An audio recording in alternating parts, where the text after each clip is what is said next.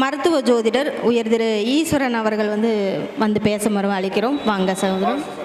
இன்றைய செயல் இறைவனோட செயல். அதாவது இன்றைக்கு பல ஜோதிட குருமார்கள் ஐயா தங்கப்பாண்டி ஐயாவை முன்னாடி நான் பேச இருக்கிறேன். எனக்கு ஒரு பெருமிதமாக இருக்குது. அவர் நான் நிறைய வீடியோ யூடியூப் சேனலில் நான் பார்த்துருக்கேன். அதனால் அவரதையும் நான் நிறைய விருப்பப்பட்டு யூடியூப் சேனலில் பார்ப்பேன். சிலது என்னுடைய கண்டுபிடிப்புகளையும் அதையும் கனெக்ட் பண்ணி பார்ப்பேன். இப்போது அது மாதிரி நிறைய ஆராய்ச்சி பண்ணியிருக்கேன். இப்போது அவருக்கு ஐயாவுக்கு ஒரு நன்றி. அதே போல் ராஜசங்கர் ஐயா தான் இந்த மாதிரி சங்கத்துக்கு மீட்டிங்க்கு என்னை அறிமுகப்படுத்தினார். அவருக்கு ஒரு நன்றி. ஸ்ரீ காமாட்சி அம்மன் ஜோதிட ஆய்வகத்துக்கும் நாலாமந்திர ஜோதிட கருத்தரங்கம் நடத்தும் வினோதினியா மேடத்துக்கு நான் நன்றியை தெரிவிச்சுக்கிறேன். எனக்கு இந்த வாய்ப்பு கொடுத்ததுக்கு. நீ எப்பயுமே திக்க மாட்டேன். இன்றைக்கி தங்கப்பண்ட ஐயா இருக்கிறதுனால கொஞ்சம் திக்கி பேசுகிறேன். பதட்டம் அடைய மாட்டேன். சரி, ரைட்டு. நான் எதை பற்றி பேச போகிறேன்னா, முழுமையாக செவ்வாய் பகவானை பற்றி தான் பேச போகிறேன். இது எப்படி நம்ம கூட பயணிக்க போகுது அப்படின்றத நான் சொல்கிறேன். காலையில் ராஜசங்கர் ஐயா பல கிரகங்களை வைத்து லக்னமாக போட்டு எடுத்தால் நம்மளுக்கு ஜோதிடத்தை எடுக்கலாம். அப்போ ஜோதிடம் அப்படின்றது எந்த லக்னத்தை வச்சாலும் எடுக்கலாம், எந்த கிரகத்தை வச்சாலும் எடுக்கலாம், லக்ன புள்ளி வச்சாலும் எடுக்கலாம். அப்படின்னா இதுக்கு அர்த்தம், இதுக்கெல்லாம் யார் அதிபதினா செவ்வாய் தான். அதாவது எப்படின்றத உங்களுக்கு கனெக்ட் பண்ணுறேன். தடம் பல வகையாக இருக்கலாம், ஆனால் ஜோதினா ஒன்று தான். அப்போ இதுக்கு பேர் தான் ஜோதிடம். ஜோதின்றது ஒருத்தர், தடம் பல வகையாக இருக்குது. சரிங்களா? அப்போ இந்த ரெண்டையும் நம்ம கனெக்ட் பண்ணால் ஜோதிடம். சரிங்களா? ஜோதின்றது ஆன்மா, தடம் அப்படின்றது உடல். சரிங்களா? உடல்ன்றது மதி, ஜோதின்றது விதி. இந்த ரெண்டையும் நம்ம கனெக்ட் பண்ணோம்னா நம்ம இதை எடுத்துடலாம். சரி, இதுக்கெல்லாம் காரத்துவர் யார் அப்படின்னா செவ்வாய் தான். சரிங்களா? அதாவது செவ்வாய் அப்படின்றது ஒரு அடையாளமாக இருக்குது நம்மளுக்கு. அதுதான் அடையாளம். அதுதான் அடையாளமாக இருக்குது. அடையாளம் இல்லாமல் இருக்கிறது அதே செவ்வாய் தான். செவ்வாய்னா மண் தத்துவம், அதே செவ்வாய் தான் நீர் தத்துவமாக மாறுது. இப்போ ஒரு டாபிக் போகுது பார்த்தீங்களா? இப்போ முருகன் யாருக்கு சொந்தன்ற ஒரு டாபிக் போகுது பார்த்தீங்களா? வடக்கில் யார் உச்சமாகறா? செவ்வாய் பகவான் உச்சமடைகிறார். தெற்கில் யார் உச்சமடைகிறாரு? குரு பகவான். முருகன் தான் குருவாக இருக்கிறாரு. ரெண்டும் வெவ்வேறு கிடையாது. இங்கே மண் தத்துவமாக இருக்கிறாரு, அங்கே நீர் தத்துவமாக தெற்கில் இருக்கிறாரு. அப்போ நெருப்பும் நீரும் சேர்ந்தாதான் இயக்கம். இந்த ரெண்டும் சேரணும். அப்போ ஏன் வட மாநிலத்தில் அதிகமான காரம் எடுத்துக்கிறாங்க? அதிகமான காரம் எடுத்துக்கிறதுக்கும் அவங்களுடைய உணவு வகையெல்லாம் பாருங்களேன், எல்லாமே காரமாக இருக்கும். அப்போ உண்மையான ஜீன் எங்கே இருக்குது? அவர் கிழக்கில் பிறந்து வடக்கில் உச்சமானார். சரிங்களா? அப்போ வடக்கில் அவருடைய பவர் இருக்குது, தெற்கில் அவருடைய ஆற்றல் இருக்குது. அதனால தான் தெற்கு பகுதியில் குருவாக இருக்கிறார். அப்போ நம்ம தமிழ்நாட்டில் ஏன் முருகனை வழிபடுறோம் அப்படின்னா, அவர் ஆண்டியாக வந்தார். ஆண்டினா என்னவா வந்தார்? குருவாக வந்தார். அப்போ வேறு தத்துவத்தில் தெற்கு பகுதியில் அமர்ந்து நம்மளுக்கு நிறைய தத்துவங்களை கொடுக்குறாரு. எப்படி கொடுக்குறாரு? அப்போ வரும்போது அவர் நம்ம தமிழ்நாட்டு மக்கள் அப்போ இங்கே வாழ்ந்துக்கிட்டு இருவாங்க. இப்போ நம்ம தமிழர்கள்னு சொல்லக்கூடிய எல்லோருமே முருகர் தான் நம்மளுக்கு எல்லாத்தையும் கற்றுக் கொடுக்குறாரு. நிறைய தத்துவங்களை, மருத்துவத்தை கற்றுக் கொடுக்குறாரு, எழுத்து தத்துவத்தை கற்றுக் கொடுக்குறவர் எல்லாமே யாருன்னா குரு தான். சரிங்களா? முருகர் தான் வேறு தத்துவத்தில் நம்மளுக்கு கற்றுக் கொடுக்குறாரு. இவர் தான் போதி தர்மர். முருகரே தான் போதி தர்மர். சரிங்களா? எப்படி மருத்துவத்துக்குள்ளே முருகர் வராருன்றதை உங்களை கனெக்ட் பண்ணுறேன். முருகன்றவர் 6 படை வீடு. அப்போ 6 வகையான மண் தத்துவம். சரிங்களா? 6 வகையான மண்ணுன்றதும் முருகர்ன்றது ரெண்டும் எல்லாமே ஒன்று தான். இப்போ ஒவ்வொரு மண்ணுக்கும் ஒவ்வொரு மண் தத்துவத்திலேருந்து ஒரு செடி வளரும், ஒரு உணவு வகைகள் வளரும். சரிங்களா? இப்போ அந்த மண்ணில் வாழ்கிற உயிரினங்கள் அதையே சாப்பிடும்போது, அது சார்ந்த உணவுகளை சாப்பிடும்போது நோய் வந்துடுது. அப்போ இன்னொரு மண்ணில் விளையக்கூடிய உணவை சாப்பிடும்போது இங்கே சமமாகுது. இங்கே தான் ஒரு நோய்க்கு மருந்து கண்டுபிடிக்கிறது. அப்போ முருகரே தான் போதி தர்ம மருத்துவமாக வர்றாரு, வெவ்வேறு கிடையாது. அவர் தான் மண் தத்துவத்திலிருந்து அவரே தான் மருத்துவத்தையும் கண்டுபிடிக்கிறார். சரிங்களா? அப்போ இப்படி தான் மருத்துவம். அப்போ செவ்வாய்னா மருத்துவம்னு ஏன் நம்ம சொல்கிறோம்னா இதுதான் காரத்துவம். சரி, நம்ம மண்ணை காக்கக்கூடியவர் யார்? மிலிட்ரிமேன், ஆர்மியை இராணுவன்றோம். மண்ணில் விளையக்கூட பொண்ணை காக்கக்கூடியவர் யார்? Police department. அப்போ செவ்வாய் தத்துவம் அங்கே வந்துச்சுங்களா? அப்போ இது எல்லாமே செவ்வாய் தான். அப்போ செவ்வான்றது 6 முகமாக இருக்கிறாரு. சூரியன்ற ஆன்மா வந்த உடனே அவர் தான் பல தத்துவமாக மாறிக்கிட்டே இருக்கிறார். அப்போ மண் தான் செடி புல் பூண்டு மரம் விலங்குகள் மனிதர்கள் வர வரைக்குமே வேறு வேறு உருவத்தில் மாறக்கூடியது யாருன்னா செவ்வாய் தான். சரிங்களா? அப்போ இங்கே செவ்வன்ற ஒருத்தர் தான் சூரியனாக இருக்கிறாரு, சந்திரனாக இருக்கிறாரு, சனி பகவானாக இருக்கிறாரு, எல்லாமே கிரகங்களாக இருக்கிறவரே செவ்வாய் தான். சரி, இவருக்கு ஏன் ஞான பழத்தை வந்து சிவன் ஏன் கொடுக்கல? இதுக்கு ஒரு காரணம் இருக்குது. அதாவது 2 பேர்த்துக்கு போட்டி வைக்கிறாங்க, விநாயகருக்கும் முருகருக்கும். இப்போ இந்த உலகத்தை யார் சுற்றி வராங்களோ, யார் முதல்ல வராங்களோ அவங்களுக்கு தான் இந்த ஞானப்பழன்றதை சொல்லிடுறாரு சிவன். இப்போ முருகர் என்ன பண்ணுறாரு? இந்த யூனிவர்ஸிலே சுற்றி வர்றாரு. அதாவது சனி வீட்டில் தானே செவ்வாய் உச்சான் முருகர். அப்போ சனின்னா இந்த யூனிவர்சல் இருட்டில் போய் சுற்றி இல்லாத கர்மாவெல்லாம் வாங்கிட்டு வந்துடுறாரு. அப்போ சனி பகவான்னா யார்? காந்த சக்தி. இல்லாத கர்மாவெல்லாம் வாங்கிட்டு வந்துடுறாரு. முருகர் என்ன சொல்கிறாரு? இந்த ரெண்டையும் இயக்கிறவரே நீங்கள் 2 பேர் தானே, தாயும் தந்தை தானே, அதனால் ஒன்றையே சுற்றிக்கிறேன் அப்படின்றாரு. அப்போ சிவன்றவர் யார்? ஆன்ம தத்துவம். சந்திரன்றது உடல் தத்துவம். ரெண்டையும் ஒருங்கிணைச்சா ஒன்று தானே அப்படின்றது விநாயகர் சொல்லிடுறாரு.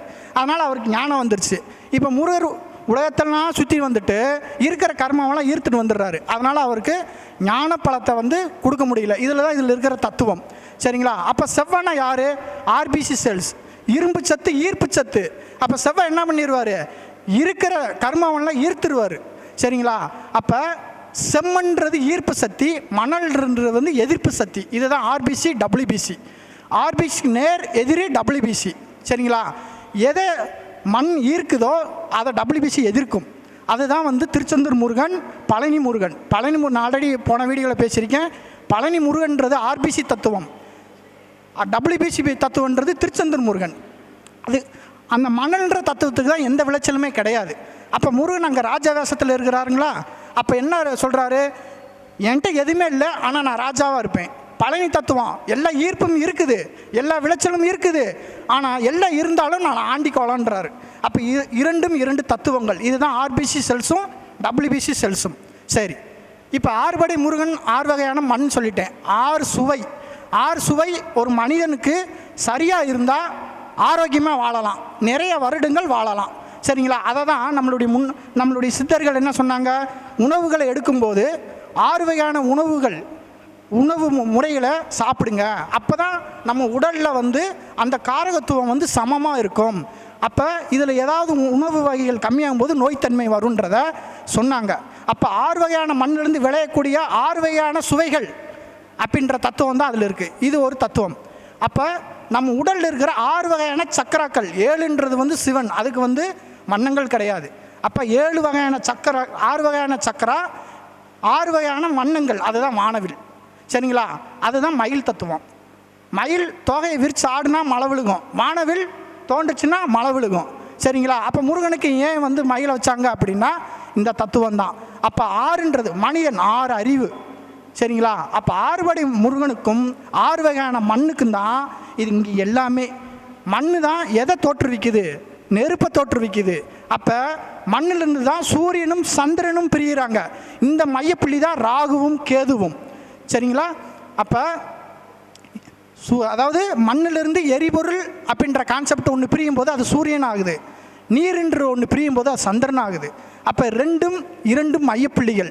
அப்போ சந்திரன் பிரியும் போது அது ராகுவாக இருக்குது, சூரியன் பிரியும் போது அது கேதுவாக இருக்குது. அதனால தான் ராகு சூரியனை நோக்கி போகும்போது சூரிய கிரகணன்றோம், கேது சந்திரன் நோக்கி போகும்போது சந்திர கிரகணம் அப்படின்னு நம்ம சொல்கிறோம். சரிங்களா? அப்போ இந்த மையப்புள்ளியை உருவாக்குறது யார் அப்படின்னா மண்ணு தான். மண்ணு தான் எல்லாத்துக்குமே காரணம். முருகர் தான் எல்லாத்துக்குமே காரணம். இங்கே குருவியாக இருக்கிறதும் சரி, நாயாக இருக்கிறதும் சரி, மனிதனாக இருக்கிறாலும் சரி, இதுக்கெல்லாம் காரணம் யார்? மண்ணு தான். அப்போ சனி பகவான் வீட்டில் மண் உச்சமடைகிறதுனால தான் கர்மக்காரகன்றோம். நம்ம வந்து கர்மக்காரகன் அப்படின்னு சொல்லி சொல்கிறோம். அப்போ நம்ம கர்மாவுக்கு ஏற்ற மாதிரி உருவங்கள் இங்கே நம்ம பிறப்பெடுக்கிறோம். சரிங்களா? அப்போ இந்த தத்துவம் இருக்குது. அதனால தான் ஜாதகத்தில் 6ஆம் இடத்தை நம்ம என்ன சொல்கிறோம்? கடன், நோய், எதிரி, வேலை, உணவுன்னு சொல்கிறோம். 6ஆம் இடம் உண்டு. 6 யார் எதிர்கொள்கிறாங்களோ 7ன்ற சமுதாயத்தில் அவன் வென்றவன்ற அர்த்தம், 8ன்ற அதிசயம் அவனுக்கு நடக்க போகுதுன்ற அர்த்தம், 9ன்ற பாக்கியத்தை அவன் அணிவிக்க போகிறான்ற அர்த்தம், 10ன்ற கர்மாவை வெற்றி கொள்ள போகிறான்றது அர்த்தம். சரிங்களா? அப்போ இந்த தத்துவத்தில் தான் செவ்வாய் தான் எல்லாமே பிரிஞ்சிருக்குது. செவ்வாய் தான் எல்லாமே. சரிங்களா? அதனால தான் நம்ம எந்த கிரகத்தை நீங்கள் லக்னமாக போட்டாலும் சரி, சூரியனை வச்சும் நீங்கள் இதை எடுத்துக்கலாம், சந்திரனை வச்சும் நீங்கள் ஜாதக அமைப்பு எடுத்துக்கலாம், லக்ன புள்ளியை வச்சும் எடுத்துக்கலாம், லக்னம் நின்ற பாதத்தை வச்சும் எடுக்கலாம். அப்போ இதுக்கு எல்லாத்துக்குமே காரத்துவமாக இருக்கிறவர் செவ்வாய் மட்டும்தான். சரி, ரைட்டு.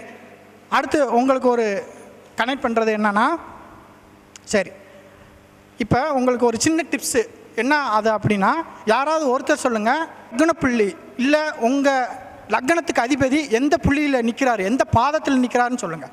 யாராவது ஒருத்தர் சொல்லுங்கள். மிருகசீரிசர் ஐயாவுக்கு நான் எந்த பாதங்கய்யா? 3ஆம் பாதம். 3ஆம் பாதம், சரிங்களா? அப்போ இப்போ 3ஆம் பாதம்ன்றது யார்? காற்று தத்துவம். அதாவது ஒரு பிளட் குரூப்பு ஏ பிளட் குரூப்னா ஏக்கு தானே கொடுக்கணும். நீங்கள் மாற்றி கொடுத்தா என்ன ஆகும்? ரியாக்ட் ஆகாமல் ஆகாதா? அதேமாதிரி பின்னா பிக்கு தான் கொடுக்கணும். ஆனால் ஓக்கும் ஏபிக்கு மட்டும் வித்தியாசம் இருக்குது. ஓவை நம்ம ஏன் யூனிவர்சல் டோனர் அப்படின்னு சொல்லி சொல்கிறோம்? அதான் முருகன் வந்து யூனிவர்ஸ் ஃபுல்லாக சுற்றிட்டு வந்தாரா?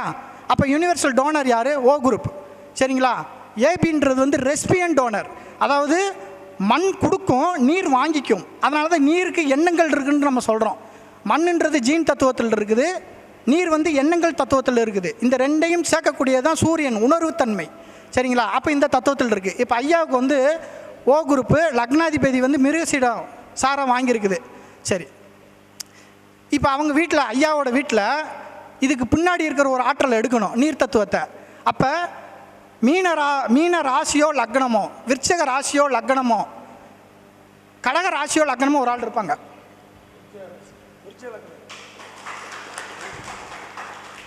சரிங்களா? அப்போ பாதத்தை வச்சு ஜோதிடத்தை எடுத்துடலாம், சரிங்களா? இந்த பாதத்தை வச்சு, ஏன்னா காற்றுக்குள்ளே எது இருக்குது? நீர் இருக்குது. அப்போ இதுக்கு பின்னாடி முன்ஜென்மம் யாருன்னா நீர். அப்போ நீர் தத்துவத்தில் ஒரு வீட்டில் ராசியில் இருப்பாங்கன்னு அர்த்தம், சரிங்களா? இதுதான் ஜீனை கண்டுபிடிக்கிறது. நம்ம மருத்துவத்தை வச்சு நம்ம ஜீனை எப்படி கண்டுபிடிக்கிறதுன்றதை வந்து இப்படி தான் நம்ம எடுக்கணும். ஐயா வந்திருக்கிறதுனால இன்னொரு சொன்ன விஷயத்தை ரிப்பீட் சொல்கிறேன். ஏன்னா நெருப்பு, பீனா மண், ஓனா காற்று, ஏபின்னா நீர், ஓ பாம்பே பிளட் குரூப்னா ஆகாய தத்துவம். இந்த 5 தான் பாசிட்டிவாக இருக்குது, இந்த 5 தான் நெகட்டிவாக இருக்குது. அப்போ 10 அவதாரன்றதும் 10 வகையான தசை வாய்க்கல்ன்றதும் எல்லாமே ஒன்று தான். அப்போ மனிதர்கள் ஒவ்வொரு பிளட் குரூப்பில் இயங்குறது ஒவ்வொரு ஆன்மாக்குள்ளே இயங்குறாங்கன்னு அர்த்தம். அப்போ மனிதனே கடவுள்ன்றது என்னுடைய தத்துவம், சரிங்களா? அப்போ பஞ்சபூதங்கள் ஒரு மனிதனுக்குள்ளே ஆன்மாவாக வாழ்ந்துக்கிட்டு இருக்குது. அப்போ ஒருத்தர் ஏ குரூப்புன்னா அவங்கள முதன்மையாக இயக்கக்கூடிய, பஞ்சபூதத்தில் இயக்கக்கூடிய தத்துவம் நெருப்பு தத்துவம், பின்னாடி 4 தத்துவம் இருக்குது. அப்போ ஒவ்வொரு பிளட் குரூப்பில் இருக்கிறவங்களும் கனெக்ட் பண்ணிக்கிங்க. அப்போ மனிதனே இங்கே கடவுளாக தான் இருக்கிறாங்க, ஆனால் அவங்களுக்கே தெரியலை. இது ஒரு தத்துவம். அதேமாரி யாராவது பிளட் குரூப் சொல்லுங்கள். O positive. உங்கள் வீட்டில் மிதுனம், துலாம், கும்பத்தில் யாராவது இருக்கிறாங்களா? சரிங்களா? அப்போ எடுத்துடலாம். அப்போ பிளட் குரூப்பை வச்சு எடுத்துடலாம், லக்ன புள்ளி நின்ற பாதத்தையும் வச்சு எடுத்துடலாம், சரிங்களா? அப்போ இது ஒரு கொஞ்சம் இது என்னது டீப்பாக போகும். உங்களுக்கு நான் சொல்கிறதெல்லாம் கொஞ்சம் மேலோட்டமான விஷயங்கள் தான். ஏன்னா நம்மளுக்கு கொடுக்குற டைம் வந்து கொஞ்சம் தான்றதுனால உங்களுக்கு வந்து இதை வச்சு தான் இந்த இயற்கையை கனெக்ட் பண்ணணும், இந்த இயற்கைக்குள்ள புராண கதைகளையும் நம்ம கனெக்ட் பண்ணணும், சரிங்களா? இப்படி எடுத்தது தான் இது எல்லா கான்செப்டும். அப்போ ஏன் முருகனுக்கு ஞான பலம் கொடுக்கல அப்படின்னா இதுதான் கான்செப்ட். அப்போ ஞானம் எப்போ அடைகிறாரு அப்படின்னா, மணல்ன்ற தத்துவம் எப்போ வருதோ, மணலுக்கு மட்டும்தான் என்ன இல்லை விளைச்சல் கிடையாது. அப்போ மணல்ன்றது தான் ஞானத்தன்மை, சரிங்களா? அப்போ அந்த மணல்ன்றது ஞானத்தன்மை, மணல்ன்றது தான் திருச்செந்தூர் முருகன். அவர் அங்கே குருவாக இருக்கிறாரு. என்னுடைய மூஞ்சியை நானே பார்க்கணும்னா, என்னுடைய ஆன்மாவை நானே பார்க்கணும்னா நான் குருவாக மாறணும். அப்போ என்னுடைய மூஞ்சியை நானே பார்க்கணும்னா மணல்லேருந்து என்ன எடுக்கிறாங்க? சிலிக்கன்ற மண் எடுத்து கண்ணாடி தயாரிக்கிறாங்களா? அப்போ என்னுடைய மூஞ்சியை நானே பார்த்துக்கிறேன்னா அப்போ மணல்ன்றது ஞான தத்துவம். இப்போது ஜோதிடன்றது இப்படி இருக்குது, சரிங்களா? அப்போ நம்ம உடலில் இயங்கக்கூடிய ஒவ்வொரு செல்ஸும் ஆர்பிசி செல்லிருந்து ஈர்ப்பு சக்தி, டபிள்யூபிசின்றது எதிர்ப்பு சக்தி, இந்த ரெண்டையும் கனெக்ட் பண்ணக்கூடிய பிளாஸ்மா தான் புதன் பகவான். அவர் தான் திருப்பதி. மண்ணையையும் நீரையும் கனெக்ட் பண்ணக்கூடிய ஆள் அப்படி யார் அப்படின்னா, நான் ஆல்ரெடி போன வீடியோவில் பேசியிருக்கேன், இதுதான் திருப்பதி, சரிங்களா? சந்திரன் இல்லாமல் பெருமாள் இருக்க மாட்டார், சரிங்களா? அவர் எங்கே இருக்கிறாரு? மலையில். மலை அப்படின்றது என்னது? மண் தத்துவம். நீர்ன்றது சந்திரனோட தத்துவம். இந்த ரெண்டு சேர்ந்தது தான் காற்று தத்துவம். அவர் தான் பெருமாள், சரிங்களா? அப்போ மண்ணையும் நீரையும் சமப்படுத்தக்கூடியவர் யார்? பெருமாள், சரிங்களா? அப்போ உடம்புல பிளேட்லெட் கம்மியாச்சுன்னா எங்கே போகணும்? திருப்பதி வெங்கடாச்சலத்துக்கு போகணும். டபிள்யூபிசி கம்மியாச்சுன்னா பழனி முருகனுக்கு போகணும். ஆர்பிசி கம்மியாச்சுன்னா எங்கே போகணும்? திருச்செந்தூர் முருகனுக்கு போகணும், நேர் ஆப்போசிட்டாக போகணும். அதனால தான் வலது சைடு ஆண் தத்துவன்றோம், இடது சைடு வந்து பெண் தத்துவம்னு சொல்லி சொல்கிறோம். அப்போ வலது சைடை நான் சரி பண்ணணும்னா இடது சைடை நான் சரி பண்ணணும். இதுதான் வருமா பாயிண்ட், அக்குபஞ்சர். சரிங்களா? இதில் எப்படி இந்த மருத்துவம் இருக்குது அப்படின்னா, எனக்கு வலது சைடு ஏதாவது ஒரு பிரச்சனை வருதுன்னா நான் இடது சைடு சரி பண்ணணும். அதாவது பெண் தன்மை, இடதுன்றது பெண் தன்மை. சரிங்களா? அப்போ இடது சைடு பிரச்சனைனா ஆண் தன்மையை சரி பண்ணணும். சரிங்களா? அப்போ உயிரை கொடுக்குறது யார்? ஆண். அவர் தானே கொடுக்குறாரு உயிரை. அப்போ எந்த தன்மையில் கொடுக்குறாருன்றத நம்ம பார்க்கணும். அந்த உயிரை வளர்க்கக்கூடிய தன்மை யார்கிட்ட இருக்குது? பெண்கிட்ட இருக்குது. சரிங்களா? அப்போ ரெண்டும் கிராஸ் ஆகுதா இல்லைங்களா? உயிர் பெண்ணுக்குள்ளே போயிடுது. சரிங்களா? உடல் வளர்க்குற தன்மை பெண்கிட்ட தான் இருக்குது. சரிங்களா?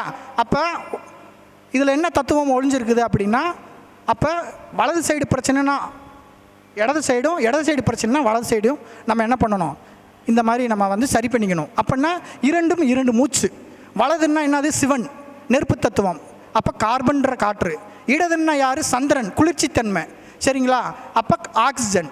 அப்போ இரண்டு காற்று, இரண்டு சுவாசமும் சரியாக இருந்தால் நம்ம உடல் சரியாக இருக்கும்.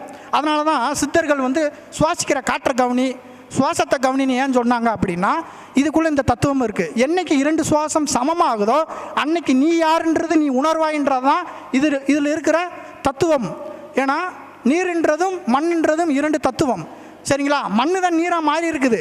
ஒன்றுமே இல்லாதவன் ஒன்றாக இருந்தேன், இப்போ நான் ஒன்றுமே இல்லாமல் இருக்கேன். அதுதான் ஞானத்தன்மை. சரிங்களா? அப்போ மண்ணுன்றதும் நீர்ன்றதும் வெவ்வேறு கிடையாது, இரண்டும் ஒருத்தர் தான். இங்கே எல்லாமே ஒருத்தர் தான். சரிங்களா? அது யார் அப்படின்னா மண்ணு தான். சரிங்களா? அப்போ இந்த தத்துவத்தில் இருக்குது. அதனால தான் மனிதன் உடம்புல பூமியில் எப்படி இருக்குது? 1 மடங்கு மண் தத்துவம், 3 மடங்கு நீர் தத்துவம். நம்மளுடைய உடல் எப்படி இருக்குது? 3 மடங்கு நீர் தத்துவம், 1 மடங்கு செல் தத்துவம். செல்லுன்றது மண், பிளாஸ்மான்றது நீர். பூமி வேற, நம்ம வேற கிடையாதுன்றதா என்னுடைய தத்துவம்.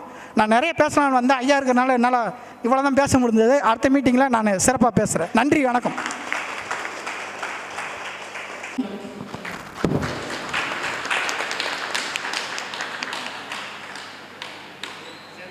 நன்றிங்கய்யா. ஈஸ்வரன் சாருடைய பேச்சுக்களை பாராட்டி அவர் இன்னும் மேலும் மேலும் இதே மாதிரி இன்னும் ஆர்வமாக வரணும். அவருக்கு என் கையால் ஒரு சிறு அன்பளிப்பு ராஜாசங்கர் வழங்குவார்.